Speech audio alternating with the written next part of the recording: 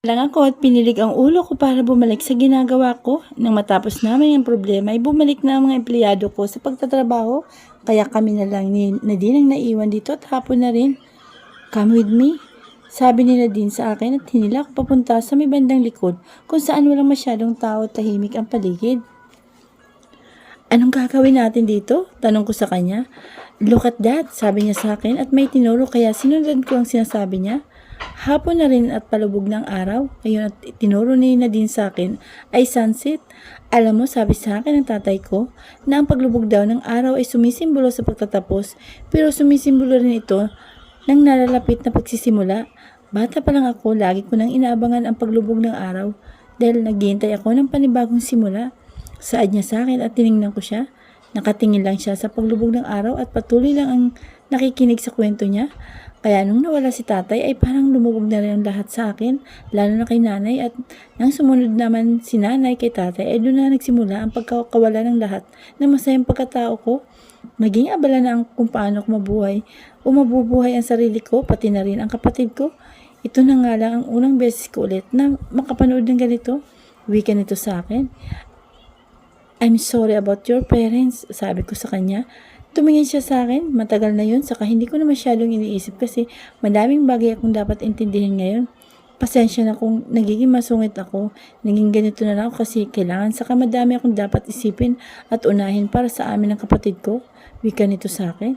Nasanay na ako sa iyo na din kahit na kung kailang lang tayo nagkakilala, wika ko sa kanya. Bagay siyang tumawa at humarap sa akin. Oo nga pala, kung kilalang tayo nagkakilala pero 3 beses nang may nangyari sa ating dalawa, saad niya sa akin. Let's restart everything na din. Hayaan mo akong makilala ka pa. Wika ko sa kanya. Kalimutan natin ang lahat ng nangyari sa pagitan nating dalawa. Let's forget what happened in the past and let's start a new one. Like what you say, kasama natin sa paglubog ng araw ang lahat ng hindi magandang simula natin at simula natin na maayos. Wika ko sa kanya. Tumingin siya sa mga mata ko at ganun lang din ako sa kanya habang naghihintay ng isasagot niya sa akin. I want to have a fresh start. Mahalaga na sa akin kung anong nangyari sa aming dalawa, lalo na nung ibinigay niya sa akin ang sarili niya at hindi ko yun nakakalimutan. Pero gusto kong makalimutan namin parehas ang mga hindi magandang nangyari at kung ano man ang naging dahilan ni Nadine para gawin niya yun. I don't want to remember that she's selling her body again. I'm here to help her and I'm willing to provide anything she needs. Nadine point of view, nakatingin lang ako kay Marcos habang sinasabi niya yon at sa totoo lang, hindi ko alam ang sasagot ko sa kanya dahil nagdadalawang isip ako sa kung anong mangyayari kung papayag ako sa gusto niya. Hindi ko nga rin sukat akalain na nababanggit ko sa kanya sina nanay at tatay. Nadala ko ng mga paglubog ng araw at sa mga naging alaala namin ni tatay nung mabubuhay pa siya. Alam kong wala namang masaya kung susubukan kong kilalanin si Marcos pero natatakot kasi ako na mahulog palalo sa kanya at sa huli ay hindi naman niya ako sasaluhin pero hindi rin naman ako papatahimikin ang nararamdaman ko kung hindi ko ito susundin. Kung mapapalapit ba ako sa kanya ay may kasiguraduhin ba na hindi ako makasasaktan sa huli? Yan ang tanong ko sa sarili ko na hindi ko rin kayang sagutin sa ngayon kasi hindi ko pa naman masusubukan o nasusubukan. Siguro naman kahit ngayon lang pwede kong sundin ang nararamdaman ko. Magiging magkaibigan lang naman kami at kailangan ko lang naman bantayan ang sarili ko para hindi ako mahulog sa kanya ng lubusan. Bubuksan ko lang naman ang kaunti ang sarili ko sa kanya. Tulad nga ng sabi sa akin ni tatay noon na hindi naman masamang sumubok at hindi ko dapat isinasara ang sarili ko sa ibang tao. Lalo na kung malinis naman ang intensyon nito sa akin. Sa paglubog ng araw ngayon ay sasama ko na rin ang hindi magandang simula namin ni Marcos. Ngumiti ako sa kanya. Simulan natin ang lahat ng maayos. Saad ko sa kanya.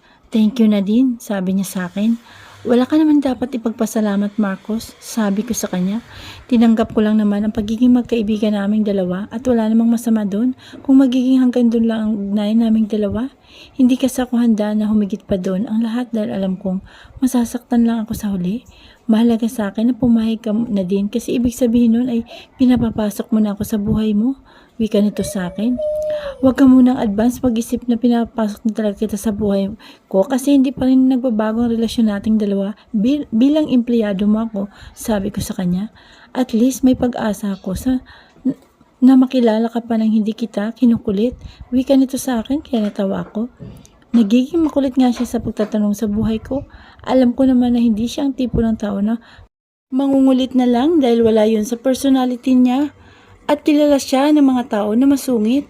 Masungit naman talaga siya pero nakita ko lang siguro ang makulit na side niya.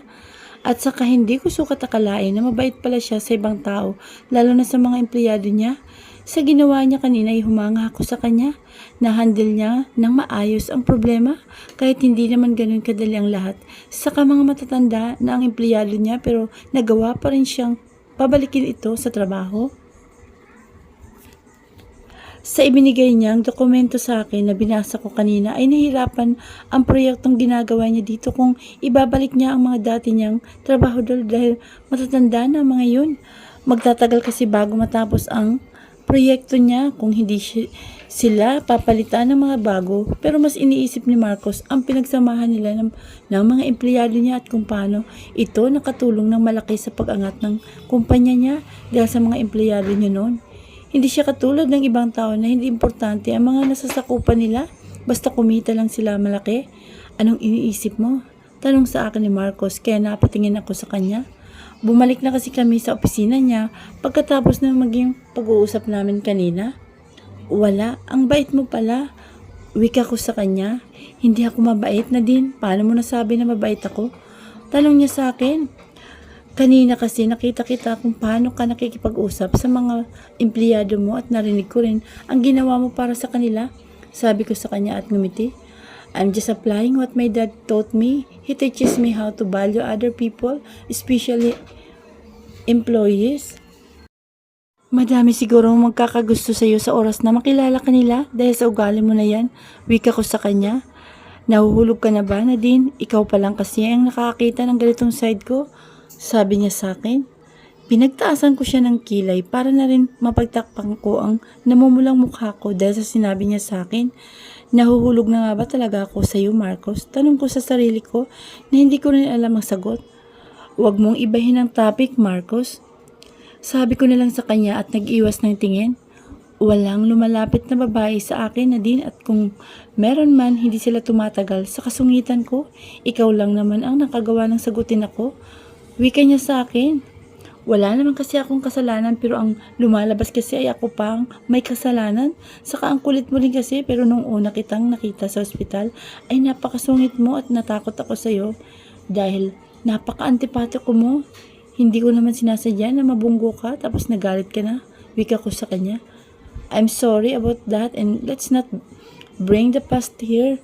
Sabi niya sa akin. Hindi naman ako nagtatanim ng sama ng loob, Marcos. Saka nasanay na ata ko na masungit ka talaga kasi yun ang pagkakakilala ko sa'yo. Wika ko sa kanya. Lahat naman talaga ay masungit ang tingin sa akin. Wala nang bago doon. Nadine, sabi niya sa akin. Kahit naman ganyan ka, may mabait ka rin pala. Sabi ko sa kanya at ngumiti. I'm a monster, Nadine. Madami akong nagagawang hindi mabuti lalo na kapag sinasaktan ako. You can't imagine if I get mad.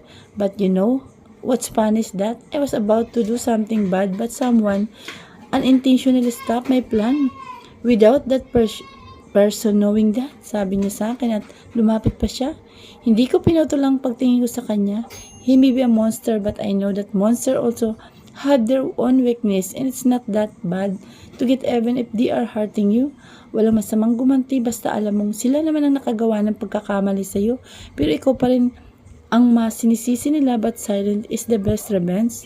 I wonder if I will be able to get close to you like this. If you will know that my previous plan is, sabi niya sa akin at mas lumapit pa sa akin.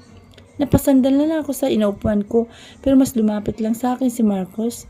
Gusto ko siyang itulak pero napako ang mga kamay ko sa gilid ko at nanatiling nakatitig lang ako sa kanya. Para talaga akong inaya ng mga mata niya sa tuwing nakikita ko to at hindi ko maalis-alis ang tingin ko sa kanya. Kung nakakalusaw ang titig niya ay paniguradong matagal na akong tunaw. Napalayo lang siya sa akin nang biglang tumunog ang cellphone niya kaya naman agad niya yun natingnan kaya naman nakahinga ako ng maluwag. Pihadong pulang-pula na ako ngayon dahil sa sobrang lapit ng mukha namin kanina at nararamdam ko rin mainit ang mukha ko kahit na malamig naman dito sa opisina niya dahil sa aircon. Tumingin ako kay Marcos nang hindi niya sagutin ang tawag at patuloy lang yun sa pagriring. Sagutin mo, baka importante. Lalabas na lang ako. Wika ko sa kanya. If you're going out, then let's go out and leave. Don't mind the call because it's not important. Let's just go back to where we are a while ago, sabi niya sa akin. Pinagtaasan ko siya ng kilay sa kainirapan. Ewan ko sa'yo, umalas na nga tayo dahil gabi na. Saad ko sa kanya at naunang lumabas ng opisina niya. Muntik na yung kanina at kailangan ko pa lalong dagdagan o tatagan ang sarili ko para hindi ako mahulog sa kanya. Kasi sa totoo lang, kung palagi siyang ganyan, malapit na talaga akong mahulog sa kanya na hindi naman dapat. Nadine, point of view, simula nung manggaling kami sa site ay mas gumaan pang loob ko kay Marcos. At hindi na siya ganong kasungit ngayon. Nung una, pagkakilala ko kasi sa kanya ay sobrang sungit niya talaga at akala ko ay hindi siya mabait. Pero mali pala ako. Naalala ko tuloy nung minsan na unang beses niya akong isinama sa opisina niya.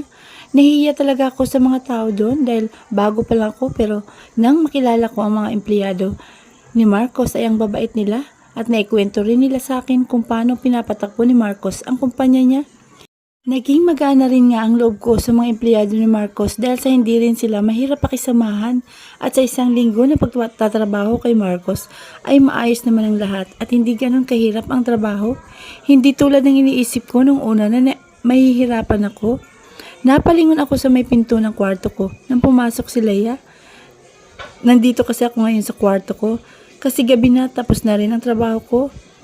Nung umuwi kasi ako kanina ay wala pa si Leia kaya kami lang ni Lance ang kumain tapos pinagpahinga ko na siya dahil may pumapasok na siya ngayon para tapusin ang hindi niya nakuha nung nagkasakit siya. Nadine, may tatanong ako sa'yo. Wika ni Leia sa akin. Ano yun? Tanong ko sa kanya. Umupo siya sa tabi ko at kumunot ang noo ko dahil sobrang seryoso na mukha niya ngayon. May problema kaya?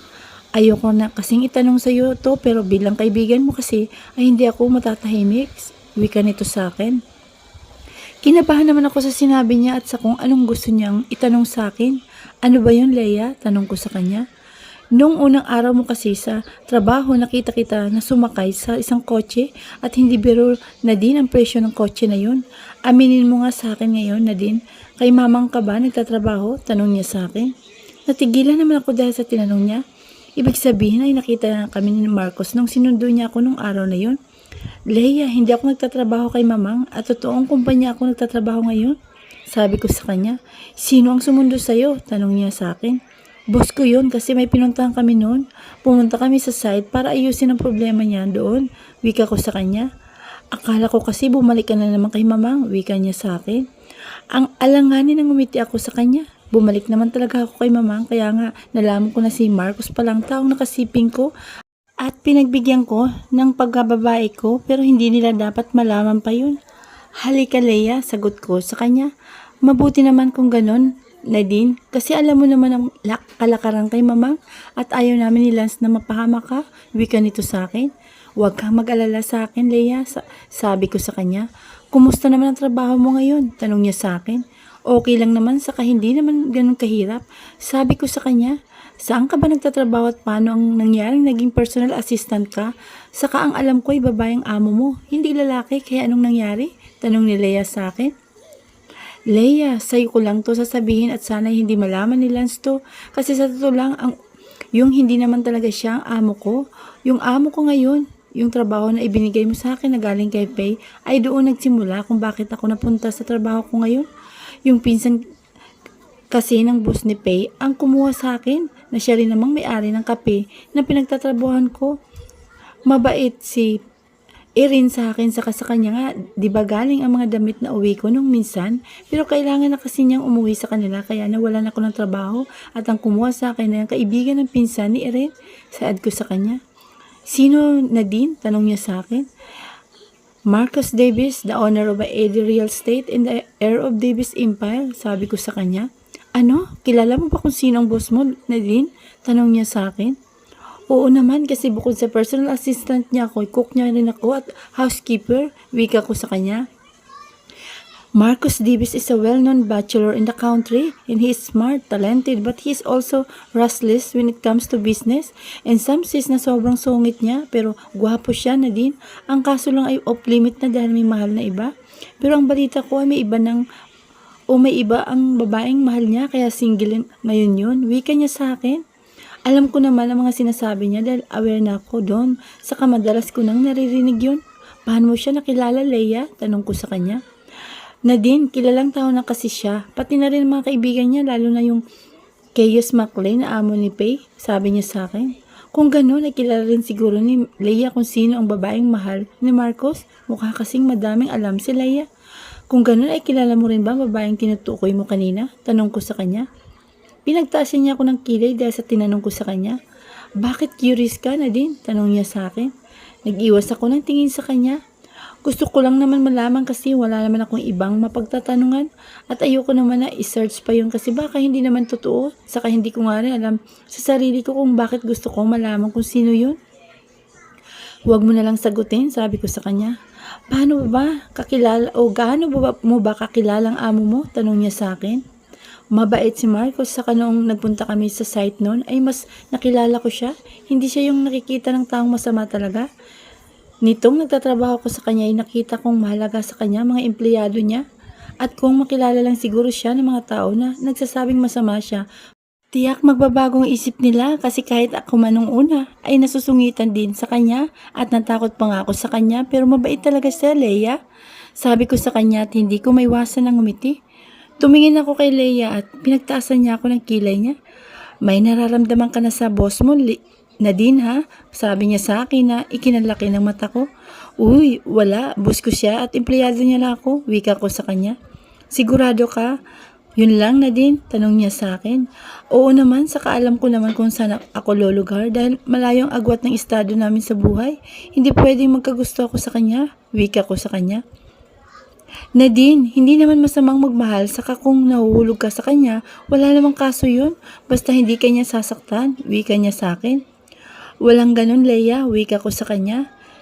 Sinundo ka niya dito saka alam ko rin na siyang naghatid sa'yo nung galing kayo sa site. Tapos napapansin ko kasi na lagi kang nakangiti nitong nakaraang araw. Lalo na pagpapasok ka sa trabaho. Saka tuwing uuwi ka rin ay lagi kang nasa mood, sabi ni Leia sa akin. Leia, masaya lang ako kasi naibibigay ko ang pangangailangan dito sa bahay. Wika ko sa kanya. Huwag mo akong lukuhin na din dahil matagal na tayong magkaibigan. Kaya kilalang kilala na kita, nahuhulog ka na sa kanya na din. Sabi niya sa akin at napabuntong hininga ako dahil doon. Hindi pwede, Leia. Hindi pwedeng mahulog lalo ako sa kanya. Sabi ko sa kanya, Leia. Sinasabi ko na nga ba sabi niya sa akin. Bukod kasi sa malayong agwat ng estado namin ay alam ko rin na hindi naman ako magugustuhan ni Marcos. Saka ang bilis ng lahat, sabi ko sa kanya.